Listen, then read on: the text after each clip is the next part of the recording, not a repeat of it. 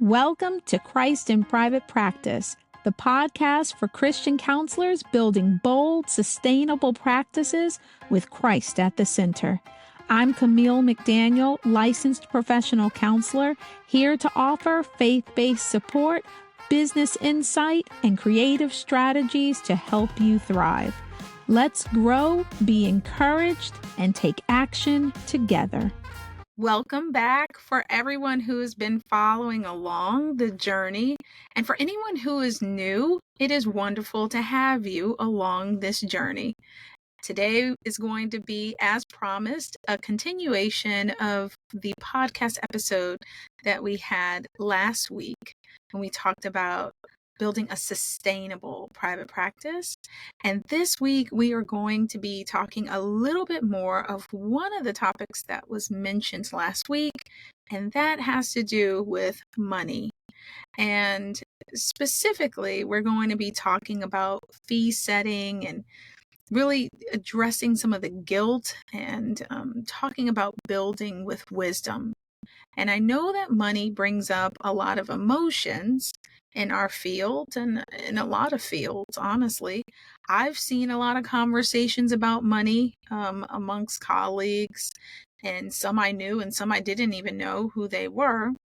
And there was a lot of emotion involved when it talked about the setting of fees and how much people charge and all of that. And so we're going to address that. And even more specifically, we're going to get into how do you set your fees, and then what about no-shows, the dreaded no-shows, right? And how do we deal with those money mindsets that might be holding us back? And then how do we create give back areas? In a way, all of this in a way that's wise in our stewardship, that's ethical, and that honors God. So we're going to address the first thing that I mentioned. We're going to start with setting fees and setting those fees with wisdom, not emotion. Let me tell you a saying that, again, I've heard quite a bit. I'm sure everybody has a different way that they choose to use this phrase. I just never did like this phrase, and that is the phrase of charge what you're worth. Let me kind of go into why I just didn't particularly care for the phrase. I just didn't think that it was a helpful standard to have. Don't come for me. But here's the thing. You are invaluable. Your worth was determined by Christ. So how could I ever charge what I was worth and possibly get even close to what I'm really worth? And even if people are talking about, well, charge what you're worth as far as your career, as far as the service you provide, not as far as the worth of who you are as an individual. Although I will tell you, usually when I hear that phrase, it seems as though people are making it very personal and using a lot of emotion because they are thinking about the amount that they charge being associated with their value. But even if we weren't talking about that, how do you put a price on preventing somebody from parking their car on the side of the highway, getting out of their car, and walking into oncoming highway traffic? What price do you put on that? What price do you put on being able to help a marriage that is almost on the brink of divorce, never to see each other again, to move on in opposite directions, when that was never the initial intent when they said their I do's? What price do you put on helping them to bridge together, to heal the hurts and the pains, to maybe even heal a household and generations to come, or generations that are already there? How do you put a price on that? How do you actually put a value on things that are priceless? The next thing that kind of bothers me about that is that, large successful corporations don't use that alone to determine how they are going to price their products or their services. They don't. they actually use a few additional factors when they are coming up with prices for whatever products or services that they're offering. And I think that it would be very wise for us to take a look at some long-standing corporations that use this model, um, and we can apply it to our own practices. So let's totally remove the emotion from our pricing and let's focus on what our services are worth in a local or maybe even regional context. I say local in case you happen to be offering services in your specific town, your specific state.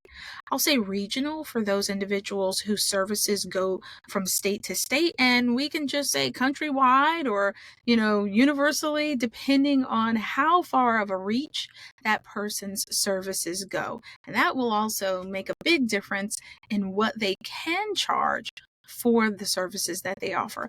But let's say for right now, it's a local context. So if you happen to be licensed in a particular state, even if you're licensed in more than one state, you're going to look at the geographic location. What's the cost of living in that area? What do other licensed therapists charge in that area? Are you in a metro area? Or are you in a rural community? Because your rates are going to reflect a lot of those realities. And then, in addition to that, if you happen to be a person with a specialization, then you'll also consider your specialization and you'll look at what maybe that specialization can bring in, what added value, and that is also going to be tacked on to the charge that you present, the fee that you present. And always, please write this down, make a note, put it wherever you're going to remember to go back and look at it again. That the first thing that you want to remember when you are counting the costs and when you are figuring out these fees, your fees must account for your business expenses.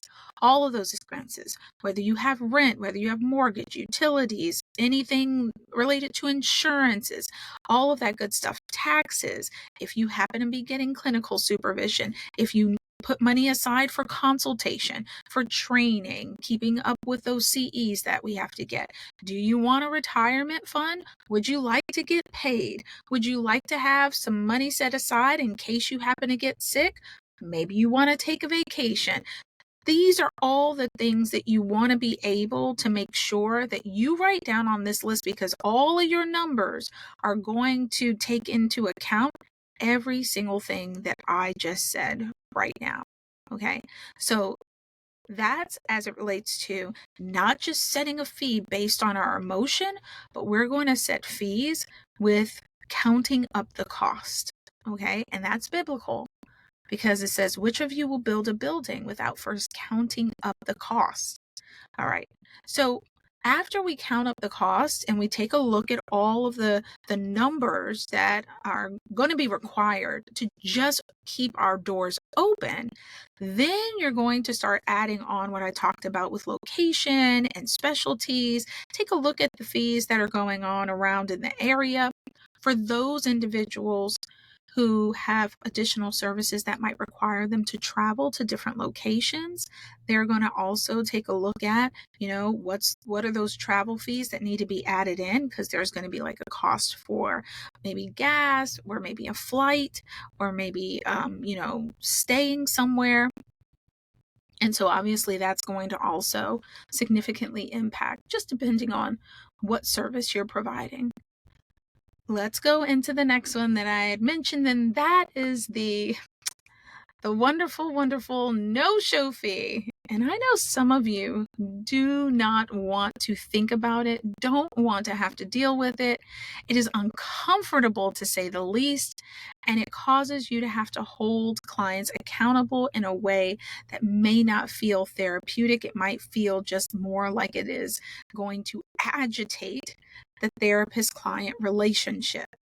I fully understand that because I did not always have an admin in private practice. And so there was a time in my private practice where I was the one, and there was quite a bit of time in private practice where I was the one who had to have money conversations with clients. It sometimes can be very uncomfortable. I know it's uncomfortable, okay? But listen to me here. I encourage you to just hear me out. You have to protect your time and other clients' need for help. Now, maybe this has not happened in your practice, but I can tell you in my practice, I cannot even count. I don't have enough fingers to count the number of times over all the years that I have been in practice where somebody thankfully canceled within the 24-hour period that we ask for. And somebody else was like, I need a session. Do you happen to have anything available? And I was able to offer it to them because somebody else gave 24 hours notice.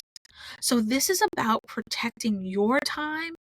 This is about encouraging clients to protect themselves and their own time and take this process seriously. And this is about being able to maybe even show up for other clients that might have unexpected events happen in their life and they're seeking support last minute. It is really important to hold that boundary. Now, here's the thing. You want to create a policy that is going to feel appropriate. It's going to be feeling like something that you can apply fairly and equitably across the board.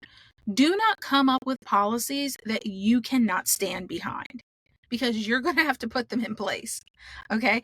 And so I'll give another example. I'm just using myself as examples today, but here's another thing that we do in the practice. I need grace and mercy. I have received grace and mercy. I have received grace and mercy from other healthcare providers when I was running a little bit late. I remember one time especially that my son had an appointment with his doctor. I had my other child with me. We're running behind. I missed a turn on the exit. I called the practice to tell them, I'm so sorry. I missed the turn. It's causing me to be a little bit late. Will you all still see me?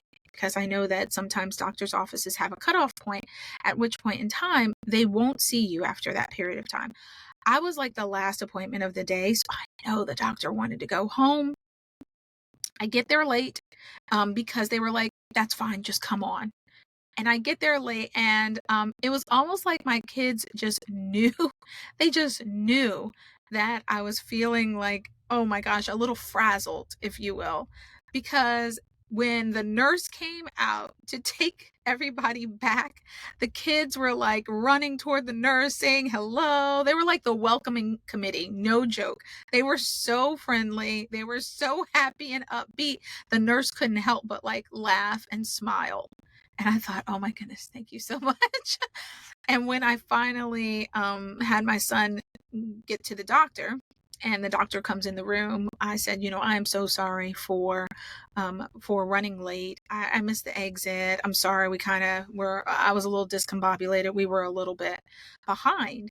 And this doctor, really do enjoy when we do have to see this doctor, but the doctor turned and said, we all need a little grace sometimes, don't we? And that really, like, I could feel that in my heart. I was just like, man, thank you. And I said, yeah, we do. So for me, in my practice, with that in mind, we do give a Life Happens freebie every 6 months. So that means that you can no show, you can late call, whatever the case may be, you won't be charged. And if it happens again, though, within that 6-month period, you will be charged. And we can say, and again, back when I was the one who had to deal with the clients directly about that, I felt really good to be able to say, well, it looks like on this date you didn't have a 24-hour cancellation, or it looks like on this date you had a no show, no call, and we didn't charge you. That's a, life happens freebie that we give. But on this day, you no showed, or you didn't cancel within 24 hours again. So unfortunately, we don't have any more life happen freebies that we give out. We only give out one every 6 months. So we will have to charge you for that one.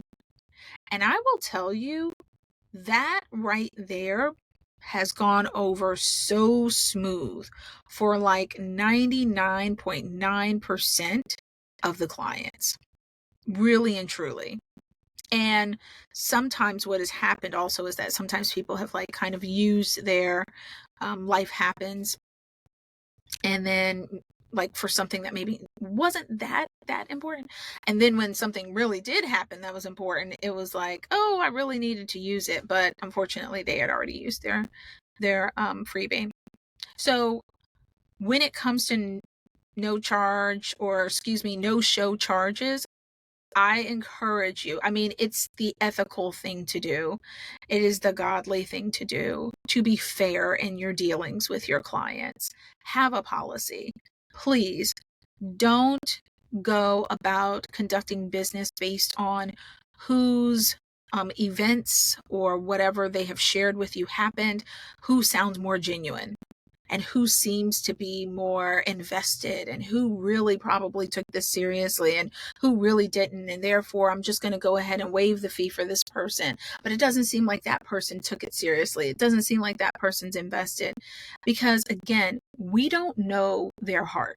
We really don't, right? It says that God knows the heart, but man looks at the outward appearance.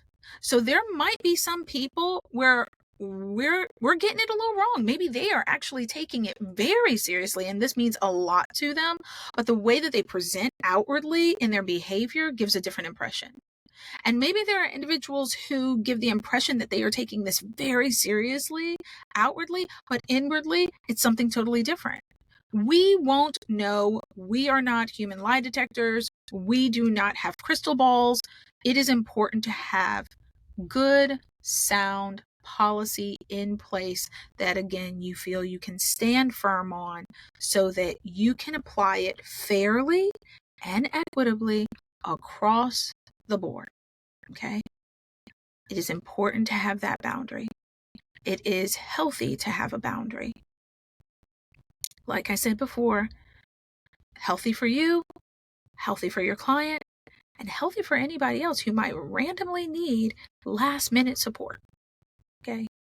So if you're not already on top of it with a policy for no-shows, I would encourage you to start drafting that immediately, get it into your paperwork, make sure that you share it with your clients, and move forward knowing that you don't have to guess. It's already written in the policy. You just have to implement it. All right. As we were talking about looking at things, putting things in place, let's go ahead and take a look at the money mindset that is holding a lot of Christian counselors back. Okay, so mindset. Many of us carry some guilt, some discomfort around money. We just talked about that with regards to the no-show fee, right? And now here's the thing, money mindsets come up from a lot of different places. Maybe it's from what we grew up with within our own home, and some of the messages that we received within our own home about money, or about wealth, or about wealthy people. Sometimes there is an image that's portrayed of individuals who have wealth, or, rich individuals, if you would say, and the association is not positive. And so therefore we don't want to be seen that way. So we shy away from accumulation of money, right? Maybe we grew up in a church that had ways of thinking that said that it is not good for somebody to be too rich or too wealthy, or something around that. A matter of fact, I actually just heard a couple of days ago, I was listening to the radio, and I was listening to somebody who gives like financial advice, and there was a person who called in and said that they were wanting to be like good stewards of their finances, and they were just kind of concerned because there were a lot of people that they knew who was saying, quoting the scripture that talked about, well, the Bible says that it's going to be easier for a camel to get through the eye of a needle than it will be for a rich man to get into heaven. And they were like, so maybe it's not that good. And as they were talking it all through, it was really taken out of context because it had to deal with, I think, the young rich man who had said, Jesus, what do I need to do to follow you? And Jesus instructed him and just said, well, go ahead and sell all your wealth, give it to the poor, and then come follow me. And the young rich man went away with kind of, feeling down, kind of, disappointed, if you will, because he didn't want to give up all his wealth. I mean, he wanted to follow Christ, but he didn't want to let go of his wealth. And that's then when, Jesus turned to the disciples and said, it will be easier for a camel to get through the eye of a needle than for a rich man to get into heaven. And it is because not of the wealth, but because you might find that you cling to your possessions and don't want to give them up to follow Christ, or you don't want to have to make such a sacrifice that it costs you your worldly possessions. So it's just about balance. It's not that the money or the growth, in your finances is a negative. It's not that it's you being selfish, but it's clear, like I said in the last podcast episode, that the Bible doesn't say anything about money being evil. It says that the love of money is the root of all evil. Because again, we are instructed as believers in Christ to also take care of those who are less fortunate.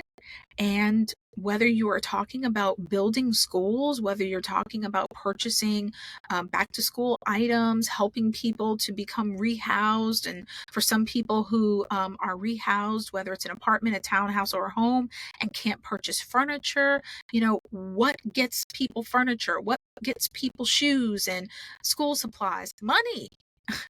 So whether you are donating, food, or whether you're donating supplies or furniture, or even helping build a home, you're going to need some money along the way in order to execute your plan to help others who are really in need. So we want to take a look at what are the mindsets that you have around money, and money of a certain amount. What amount gets uncomfortable for you? Why? So even if in your local area, and based on your specialty and based on what other people are charging, do you find yourself charging less? Why? Is it because you really want to help people? Okay. And so to help people and charge less may not necessarily help your business flourish.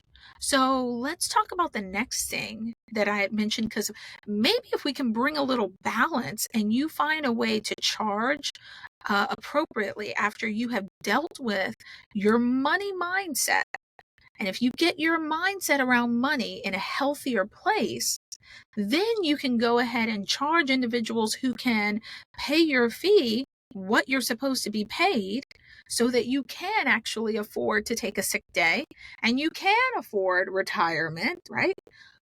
But you also then can help those who may not be able to afford your services, but they really need the care and the support that you offer. So that's where the next subject, or the next bullet that I have, kind of goes along with that. And that's creating give back areas in your practice. And it's very possible. Here's the thing. This is where the balance comes in. So let's talk about serving those who can't afford your full fee.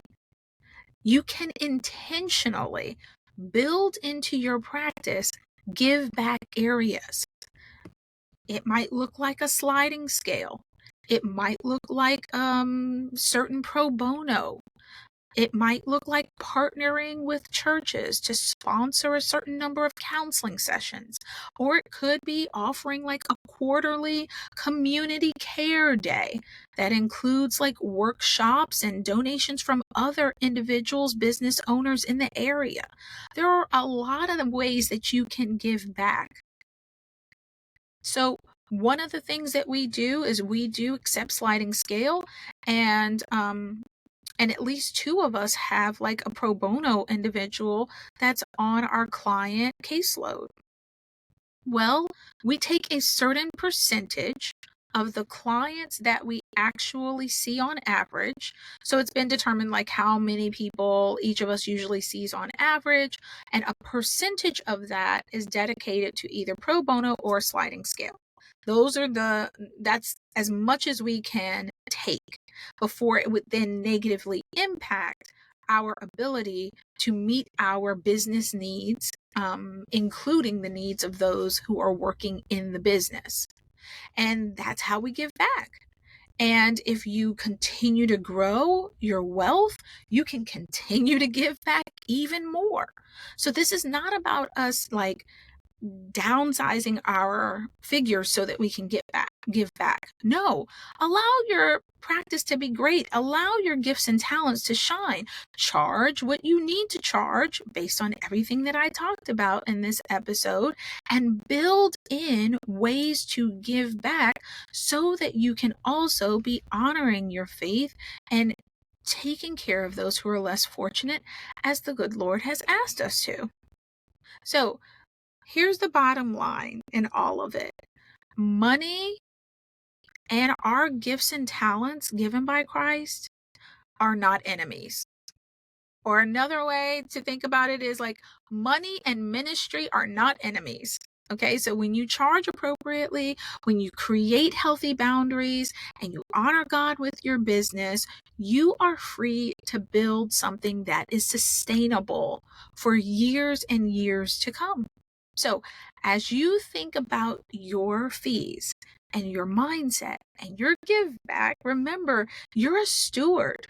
God called you to this work, and He equips you to walk it out in wisdom. All right. And if you're thinking, okay, Camille, this all sounds great, but I really have no idea where to start, then I'd love to help you. And, all you have to do is go to www.christinprivatepractice and click on business consultation. It's right on the homepage.